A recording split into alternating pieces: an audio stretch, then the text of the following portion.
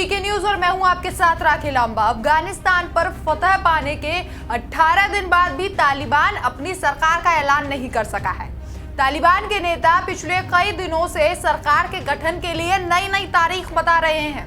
इसी बीच ऐसी भी खबरें हैं कि सरकार गठन से पहले ही तालिबान में आंतरिक स्तर पर जबरदस्त घमासान मचा है। हक्कानी नेटवर्क और तालिबान के बीच कुर्सी की रस्साकसी इतनी बढ़ गई है कि पाकिस्तान ने इस मसले को सुलझाने के लिए अपने खुफिया एजेंसी ISI के chief lieutenant general Faiz Hamid को काबुल भेजा है। दावा यहां तक किया जा रहा है कि हक्कानी नेटवर्क के नेता अनस हक्कानी और खलील हक्कानी का तालिबान के नेता मुल्ला बरादर और मुल्ला याकूब के साथ झड़प भी हुई है। हालांकि इस दावे की पुष्टि नहीं की जा सकी है। हक्कानी नेटवर्क सरकार में बड़ी हिस्सेदारी और रक्षा मंत्री का पद मांग रहा है, जबकि तालिबान इतना कुछ देने को तैयार ही नहीं है। बताया जा रहा है कि यही वजह है कि तालिबान अब तक अपनी सरकार का ऐलान नहीं कर सका है। दोहा में तालिबान के राजनीतिक कार्यालय और हक्कानी नेटवर्क के बीच विवाद लगातार बढ़ता जा रहा है। मुल्ला उमर के बेटे मुल्ला याकूब शक्तिशाली तालिबान सैन्य आयोग के प्रमुख की भूमिका निभाना चाहता है। उसका काम तालिबान के फील्ड कमांडरों के एक विशाल नेटवर्क की देखरेख करना होगा।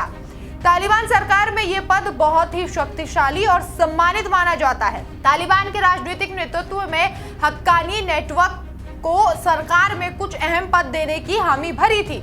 अनस हक्कानी को काबुल पर कब्जे के तुरंत बाद राजधानी की सुरक्षा का प्रभार भी सौंपा गया था। इस फैसले से मुल्ला याकूब काफी नाराज हैं।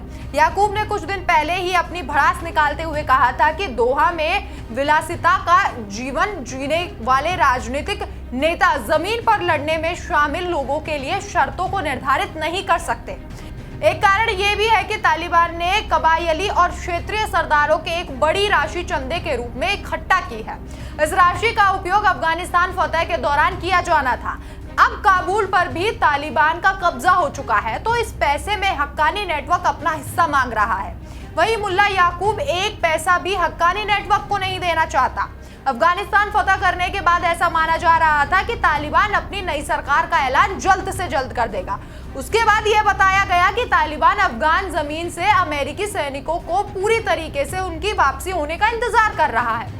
इसके बाद तालिबान प्रवक्ता ने नई तारीख देते हुए बताया कि शुक्रवार को हम अपनी सरकार का ऐलान करने जा रहे हैं। ऐसे में सबको ये लगने लगा है कि जुम्मे की नमाज के बाद ये आतंकी संगठन अफगानिस्तान में अपने इस्लामिक अमीरात का ऐलान करेगा। खैर, शुक्रवार भी बीत गया और अभी तक तालिबान अपने सरकार की औपचारिक घोषणा नहीं कर सका है।